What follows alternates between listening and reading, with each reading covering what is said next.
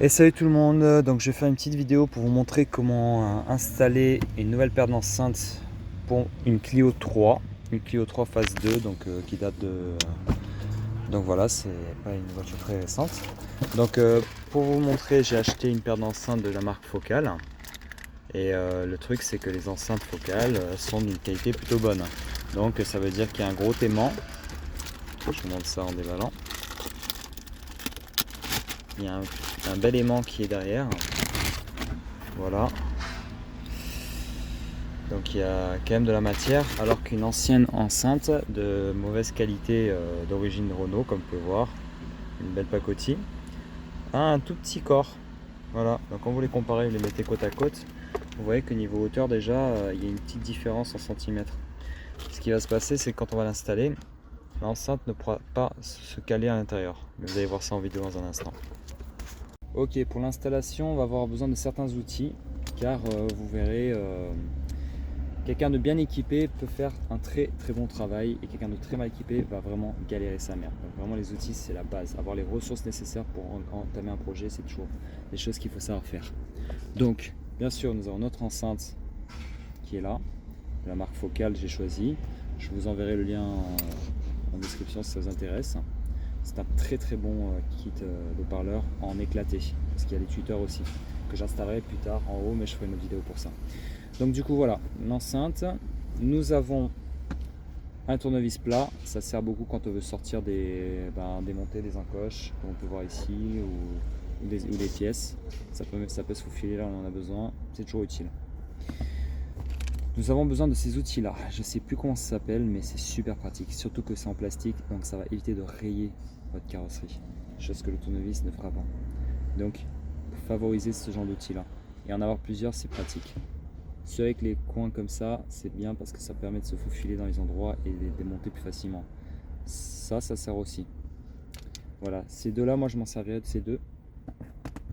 Je vais prendre aussi un Torx, parce que je vais en avoir besoin pour démonter les vis, parce que les vis sont en torse étoilé. Voilà, en étoile. C'est pas des Torx traditionnels. Je sais pas si on arrive à voir. Attends, je vais reculer un peu. Je pense que vous devez voir que c'est en étoile, voilà. Et en dernier, il va vous falloir un adaptateur pour l'enceinte. Pourquoi? Parce qu'en fait, les enceintes traditionnelles de voiture utiliseraient juste ce genre de câblage. Sauf que Renault, ils aiment bien faire leur version à eux, comme beaucoup de marques de voitures feraient. Ils ont besoin de ces connecteurs. Donc vous pouvez acheter des adaptateurs. Je les mettrai en lien si vous voulez en acheter aussi. Donc voilà, on a tout le matériel nécessaire. La dernière chose dont vous aurez besoin, ce sera de ça, une pince coupante. Je vous montrerai pourquoi, parce qu'on va avoir un peu de bricolage à faire à l'arrière. La nouvelle enceinte est plus épaisse, comme je vous ai dit, que l'ancienne. Et l'espacement qui est à l'arrière est du coup un peu restreint. Vous verrez qu'il y a juste un petit morceau de plastique à retirer, qui sera très simple à retirer avec ça, et vous permettra justement de vous faire l'espace nécessaire pour l'installation de haut-parleurs. Bon, assez parlé, on passe à l'action. Ok les amis, donc j'ai dévissé l'enceinte. Maintenant il y a une chose à savoir, c'est que pour les désinstaller, vous allez, du coup on a enlevé les deux vis, là et là. Une particularité dans cette voiture, c'est qu'on n'en a que 2 supports de fixation et pas 4. Normalement une autre voiture on aurait eu 2 de plus, donc une ici, une ici. Donc ce n'est pas grave parce que les fixations on peut les retirer, donc on tourne comme ça jusqu'à les casser, celle dont on n'a pas besoin. Donc ça je vais le faire tranquillement. Et une chose à savoir, c'est que ça sert à clipser. Donc ça va nous déranger pour retirer l'enceinte. Donc qu'est-ce qu'on va faire? On va servir de ces petits outils et on va les caler à l'intérieur comme ça. Vous voyez? Pareil avec le deuxième. On fait ça aussi.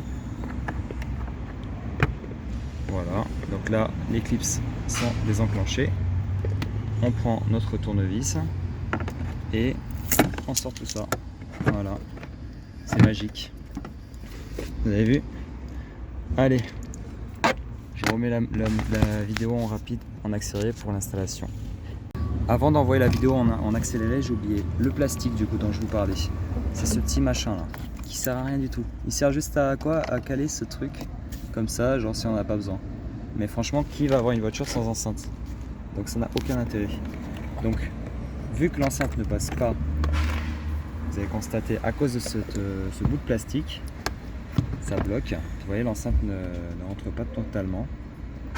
Et ben, on va faire en sorte de couper l'excédent. Donc voilà, avec une pince coupante, on prend ça et on commence à casser les pièces dont on n'a pas besoin. Vous avez juste à couper comme ça. Voilà. On y va au fur et à mesure, on coupe. Si vous avez une scie, c'est encore mieux, mais bon, je pense pas que tout le monde ait ce genre d'outil, donc on va faire avec ce qu'on a, avec les moyens de bord. En tout cas, c'est pas le cas. Bon allez, je finis ça en accéléré et je vous montre à la fin.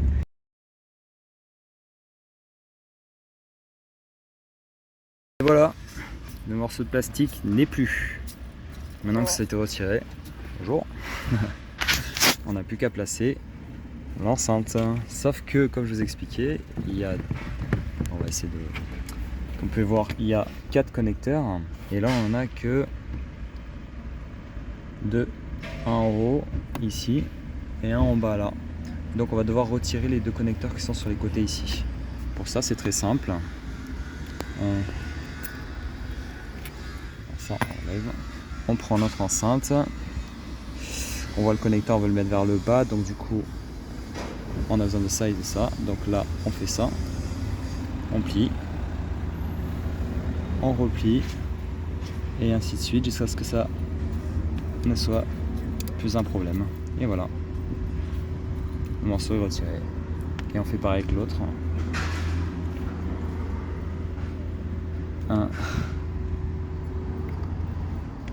Une deuxième fois. Et encore. Et encore une dernière.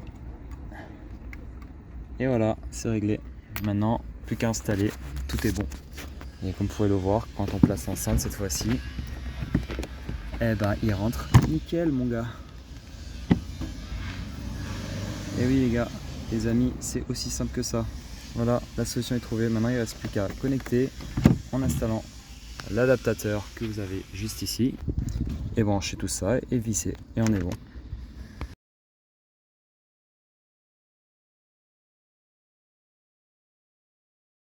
Et voilà l'ami, elle est pas belle cette enceinte.